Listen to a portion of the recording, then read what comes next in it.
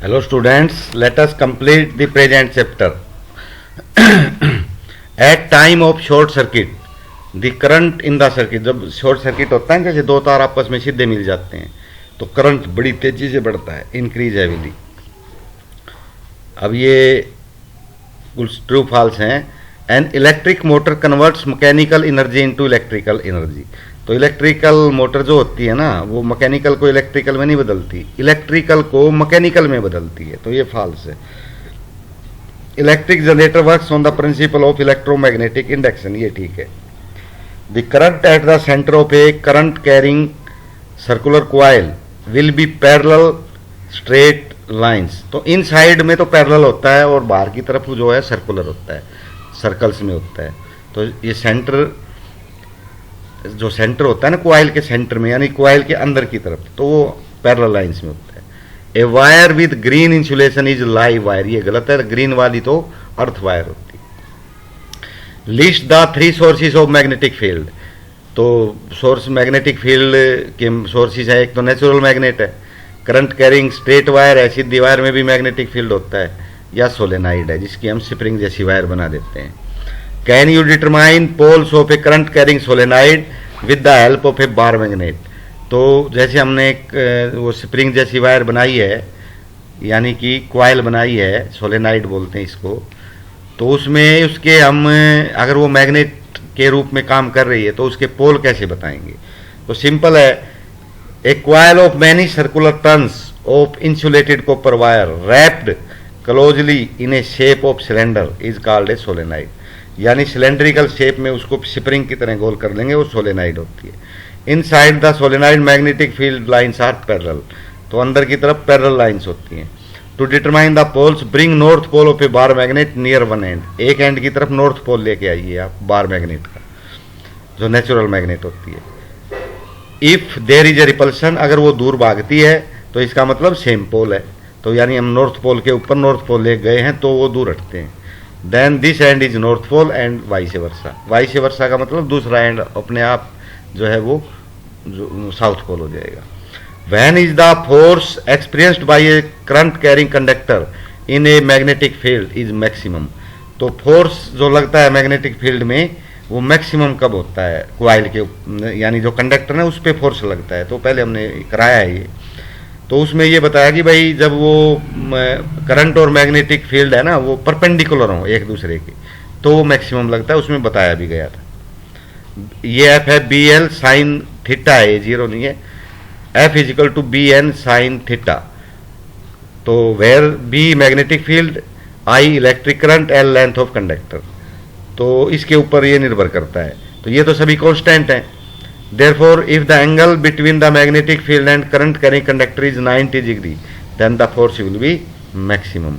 तो क्योंकि साइन 91 होता है और साइन 0 होता है, तो अगर वो 90 की बजाय एक ही दिशा में है करंट भी और मैग्नेटिक फील्ड भी, तो कोई फोर्स नहीं लगेगा, जीरो फोर्स होगा.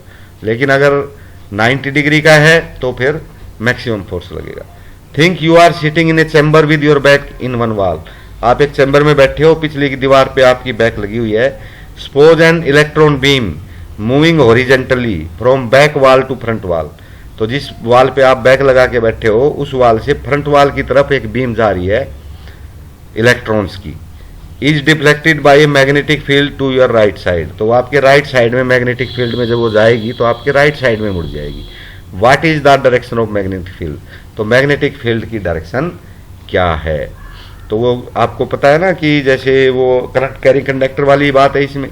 तो क्योंकि इलेक्ट्रॉन अगर पिछली दीवार से अगली की तरफ जा रही है, बैक से फोर्थ की तरफ जा रहा है, तो जो करंट होता है वो तो उसके अपोजिट डायरेक्शन में होता है. तो करंट जाएगा फ्रंट वॉल से बैक की तरफ, तो वो राइट डायरेक्शन में जाएगी. The magnetic field is perpendicular to plane containing beam of electrons.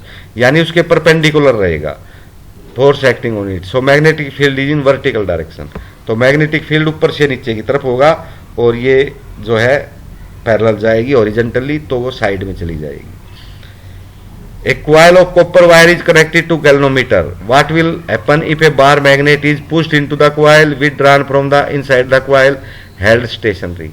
तो ये कहता है कि भाई मैग्नेटिक फील्ड जो है एक वायर में, वो कॉइल है उसके अंदर मैग्नेटिक फील्ड हमने बनाया है, तो गैल्वेनोमीटर पे क्या असर पड़ेगा। जब हम उसको, हमने कहा ना अभी, गैल्वेनोमीटर तो जो इलेक्ट्रोमैग्नेटिक इंडक्शन के कारण करंट पैदा होता है उसको बताता है कि करंट पैदा हुआ या नहीं हुआ।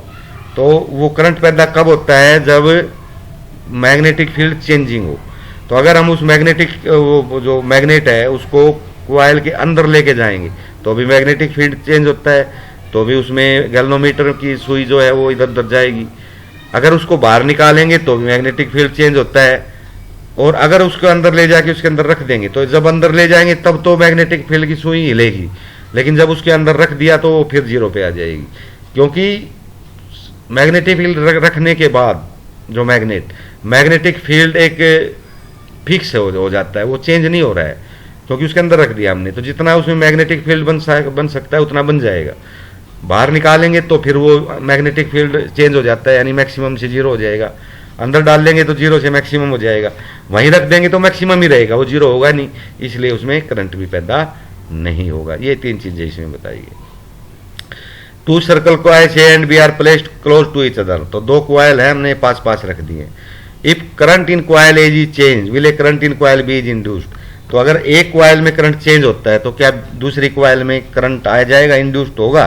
तो ये होगा, क्योंकि जब हम करंट को चेंज करते हैं तो मैग्नेटिक फील्ड चेंज होता है, करंट से मैग्नेटिक फील्ड होता है। तो अगर करंट को चेंज करेंगे तो मैग्नेटिक फील्ड भी चेंज होगा, और अगर मैग्नेटिक फील्ड चेंज होगा तो दूसरी कॉइल के लिए मैग्नेटिक फील्ड चेंजिंग है, इसलिए दूसरी कॉइल में इंड्यूस्ड करंट आ जाएगा। State the rule of determine following direction of a magnetic field around a straight carrying conductor. तो ये Fleming's right hand thumb rule लगेगा। Force experienced by a current carrying conductor placed in magnetic field, Fleming's left hand rule लगता है। Current induced in a current coil due to rotation in the magnetic field. तो magnetic field में जो वो rotate करती है coil, तो उसमें जो करंट इंड्यूस्ड होता है वो किस रूल से होता है? तो फ्लेमिंग्स राइट हैंड रूल। तो ये आपका जो है चैप्टर, क्या ये आपकी बुक जो है इतनी ही थी, ये पूरी हो गई है, क्योंकि कुछ एक चैप्टर निकाल रखे हैं।